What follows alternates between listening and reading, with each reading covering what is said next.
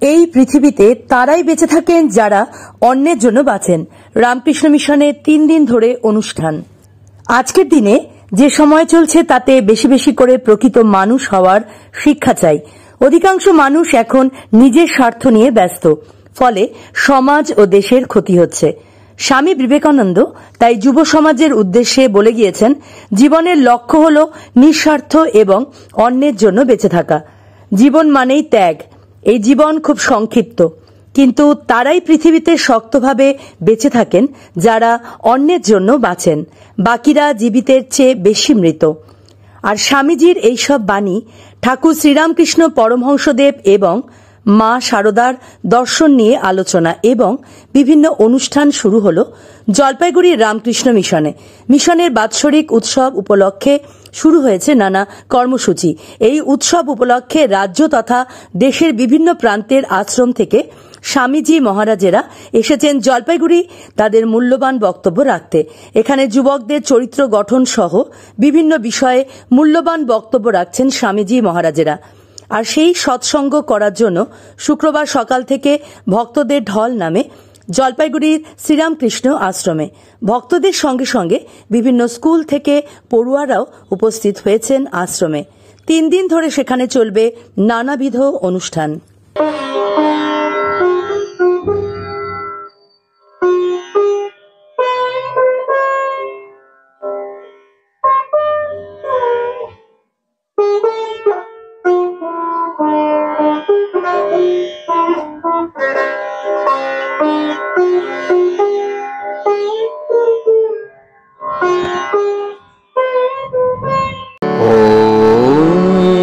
स्थापकाच धर्मस्य। আজকে আমরা এসেছি জলপাইগুড়ি রামকৃষ্ণ মিশন আশ্রমে বাৎসরিক অনুষ্ঠান এটা। তো আজকে 28, 29, 30 এই 3 দিনের প্রোগ্রাম প্রতি বছরই থাকে। 3 দিনের প্রোগ্রাম এবারও তাই আয়োজন করা হয়েছে। তো আজকে প্রথম দিনেই আছে যুব সম্মেলন, ইউথ কনভেনশন। সেখানে বিভিন্ন স্কুলের বাচ্চারা পার্টিসিপেট করছে। তার সাথে 15 বছর থেকে 30 বছর বয়স পর্যন্ত যারা, তারা প্রত্যেকেই পার্টিসিপেট করতে পারবে। ছাত্রছাত্রীরা কি এই ইউথ সম্মেলনে পার্টিসিপেট করবে? কি মানে কেন, কি বিষয় জানা? তাদের চরিত্র গঠন, তারপরে কিভাবে তারা জীবনে প্রতিষ্ঠিত হতে পারে, হ্যাঁ, কনসেন্ট্রেশন, মনোযোগী হতে পারে, এগুলোর উপরে বিভিন্ন মিশনের ইয়েরা এসেছেন। ওরা এসে পৌঁছে গেছে। মহারাজরা অরুণাচল প্রদেশ থেকে এসেছেন। তারা কিছু বাচ্চাদের উদ্দেশ্যে, জীবন গঠন, চরিত্র গঠনের উদ্দেশ্যে কিছু বলবেন। কেমন লাগছে পরিবেশ, বা কি মনে হচ্ছে ছাত্রছাত্রীদের? বরাবরই আসে, বাচ্চাদেরও ভীষণ ভালো লাগছে।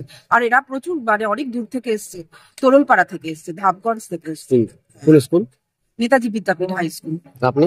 আমি ওই স্কুলেরই ম্যাডাম। আরো আছে। কি নাম আপনার? আমার নাম মিলি সেন। হ্যাঁ, মিলি সেন। মিলি সেন। সেলিব্রেট করি এবছর 2025 তে 3 ডেজ প্রোগ্রাম আমরা আয়োজন করেছি। 28, 29, 30 মার্চ 2025। তো প্রথম দিন অনুষ্ঠান থাকবে বিকাল 4:30 থেকে অনুষ্ঠান শুরু হবে। সঙ্গীতের অনুষ্ঠান থাকবে, তারপরে সন্ধ্যা আরতি থাকবে। আরতির পরে বাইরে থেকে মহারাজরা এসছেন, নরোত্তম নগর থেকে এসছে, অরুণাচল প্রদেশ, তারপরে আসবে মালদা থেকে, আর অন্যান্য জায়গা থেকে মহারাজরা এসে ওদের শর্ট বক্তৃতাগুলি থাকবে। তারপরে বেঙ্গালুরু থেকে আসবেন দত্তাত্রেয় ভেলঙ্কর বলে, উনি খুব ফেমাস শাস্ত্রীয় সঙ্গীতের মানে পণ্ডিত, ওনার প্রেজেন্টেশন থাকবে। এটা 28, 29 তারিখ দুটো দিনই এরকমই থাকবে। 30 তারিখ সারাদিন ব্যাপী আমাদের অনুষ্ঠানগুলি থাকবে। সকাল 4:30 থেকে শুরু হবে, ঠাকুরের মঙ্গল আরতি, পূজা, তারপরে সঙ্গীতের আছে, রামচরিত মানস আছে, ঠাকুরের লীলা, ঠাকুরের ভজনগুলি, এরকম নানা মানে এসএসবি ব্যান্ড আছে, বক্তৃতাগুলি থাকবে, প্রসাদের বিতরণের ব্যবস্থাও থাকবে। এরকম সারাদিন ব্যাপী অনুষ্ঠানটা থাকবে। ওপেন টু অল, সবাই আসতে পারবে।